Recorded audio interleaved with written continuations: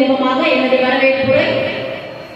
அதற்கெல்லாம் முன்பாக இவ்விழாவிற்கு நடுவராக நம் தலைமை ஆசிரியர் அவர்களின் வேண்டுகோளை இணங்க இங்கு வருகை தந்திருக்கக்கூடியவர் யார்?